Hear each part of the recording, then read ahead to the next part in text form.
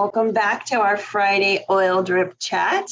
I'm Julie Johnston, and I'm joined with my friend Linda Pickenpaw.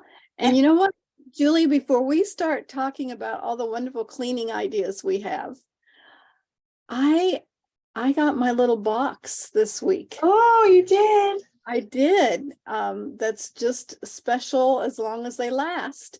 And it has my 3 little oils in it. Oh, nice.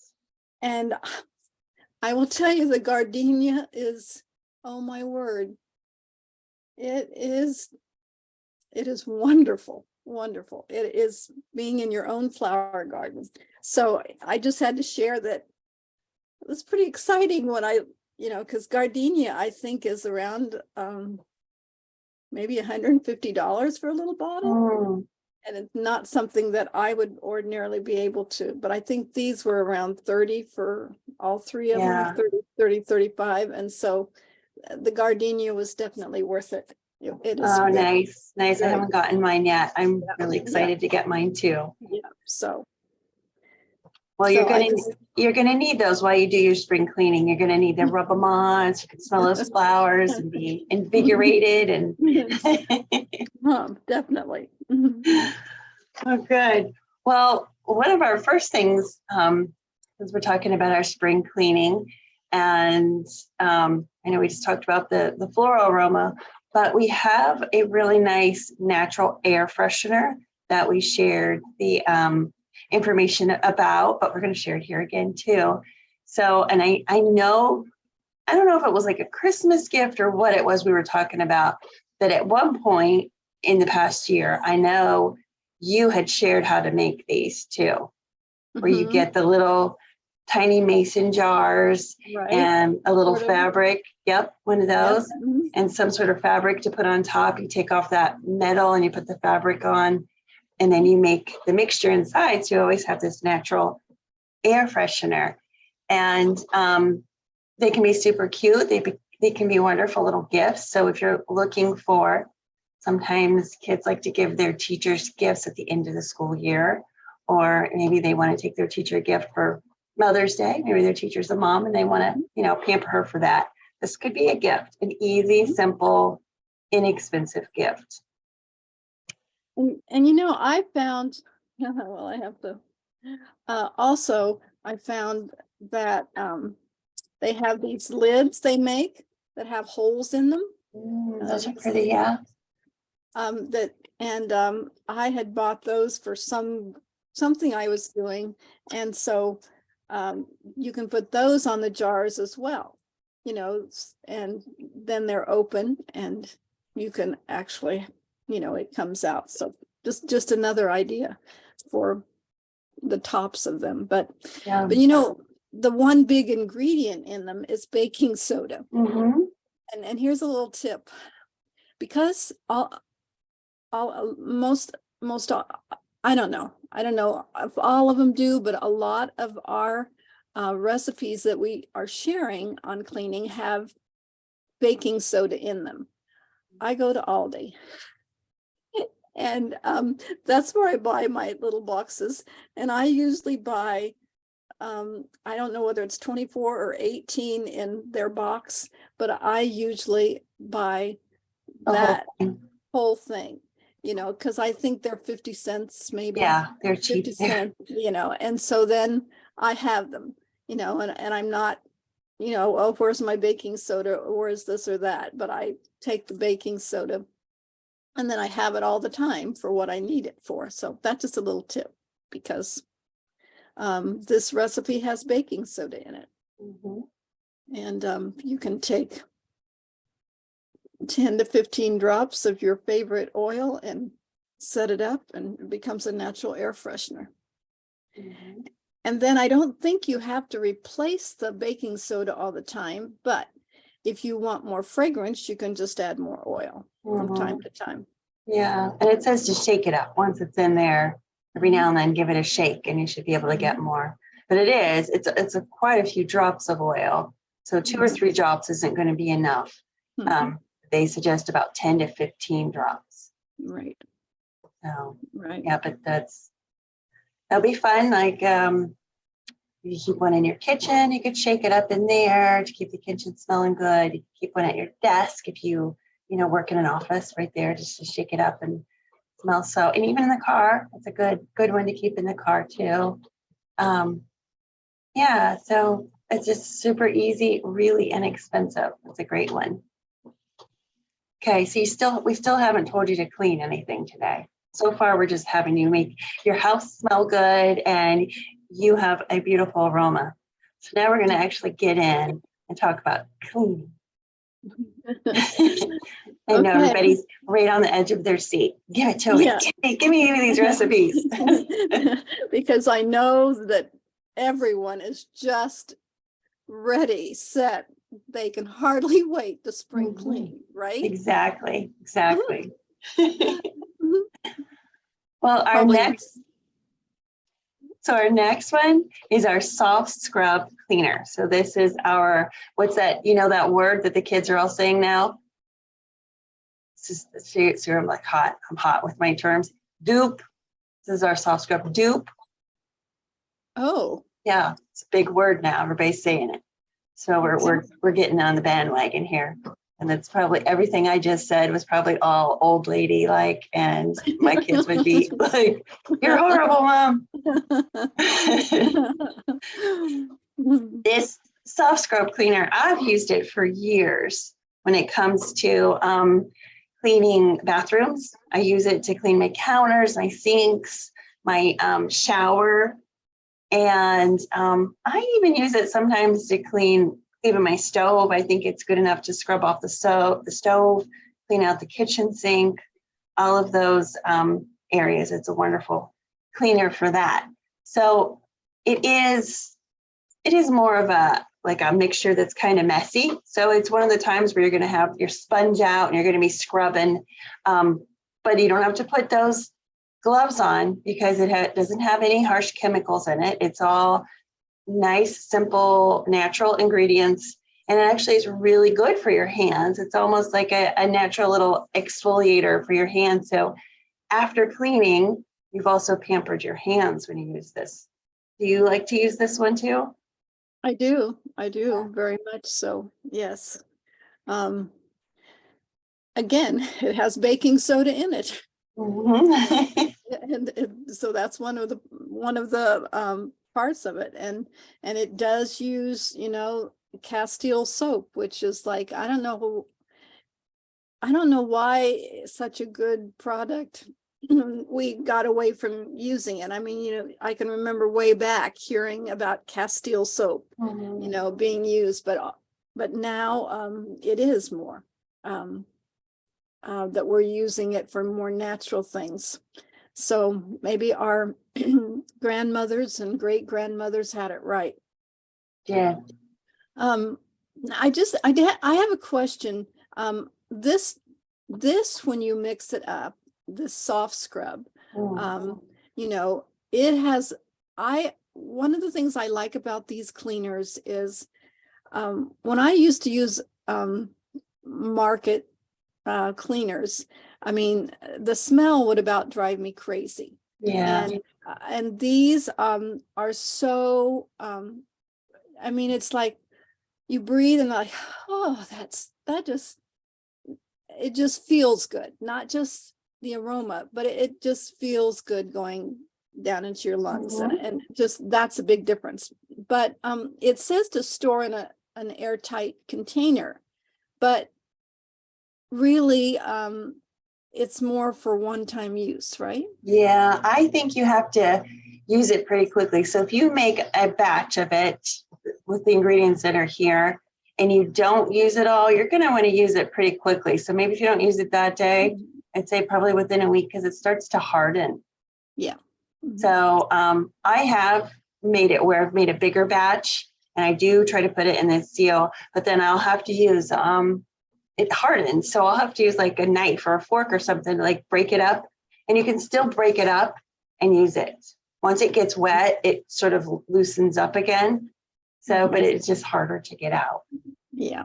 Yeah. So that's just a tip that we found. Yeah. Well, recently when I was pulling together some of the information for these posts and spring cleaning, I was getting ready to clean our shower.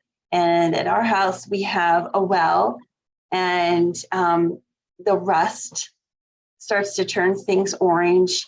And so I'll have to like scrub really deep and hard sometimes to get it off. And I found a tip, and it was to add regular table salt to the mixture. It makes it like a deeper scrub, like it's a harder scrub. Mhm. And it worked really well to get that rusty color out of my shower. So just a tip for Oh. anybody who needs an extra bit of grit or elbow grease, regular table salt. Hmm. Mhm. That's a simple fix. Yep, it is. And sometimes we're talking about this baking soda. Sometimes I will go to clean out the kitchen sink or my stove. My stove is one of those glass top ones. If something boils over and kind of burns onto it, it takes a little something extra to get it off. And I might just be using our On Guard, not our On Guard, I'm sorry, our Abode surface cleaner to clean Mhm. off. And I will grab some baking soda and I'll just sprinkle it on the top. And I'll have my sponge with the surface cleaner, and it'll get it right off too. So that's Okay. that one's like a quick one. Like I don't have to mix a whole bunch of stuff. Right. Grab those two products and put it on there, and it works wonderful. Nice and shiny, and everything comes off. Yeah. So now, is this, going back to the soft scrub, is that one that you use in your toilet bowl? You know, I don't. Okay, that's what I I was know just it curious. says that you can, and it would work. It would work well, but when it comes to my toilet, I kind of like to spray it and then use that scrubbing brush. You know, your toilet brush. I Yeah. don't want to like put my hand in there and scrub. Something about Yeah. that I just don't like doing. Okay, yeah, that's what So, I'm just questioning, questions people might ask. like, you could definitely use it for that. I don't think it wouldn't clean it. It's just I have this like thing in my head that I need to spray something in my toilet and use my brush. But somebody else might want to like get in there and scrub it hard, and it would work. Yeah, okay. Yeah. Yeah. All right. So our next one. Oh, I'd have to say this is one of my favorite things. Mhm. Do you like using this mixture? Yes, I think we're talking about glass cleaner. Uh-huh. And yes, I keep a glass bottle. And it actually has glass and window cleaner. I put a sticker on it. And I even put the recipe down there. You can't see it, I don't think, so that I have the recipe in case I run out all of a sudden and I don't have to go look it up. And so, but that I have all the time with my cleaning supplies. This, we called it the streak-free glass cleaner on our post that we did on social media. I just feel like for years I've tried to clean windows and they were always streaky. You'd walk away and it was just like, oh my gosh, you did a horrible job. But the mixture that contains that vinegar, it just does an amazing job. If you don't love vinegar, it's going to smell like vinegar and you're not going to enjoy the aroma. My kids come down, oh no, what did you do? But I love how nice it cleans. And then if you add a little more of the citrus oil, it helps too, but it also cuts down on that vinegar smell. But I really enjoy that. Okay, we got one more. So with this one, I don't have one of these washing machines, one of those front loading washing machines. I do not. I had one for about 3 days. And this was years ago. I got it, and where my laundry was at this time, it was like a hallway laundry.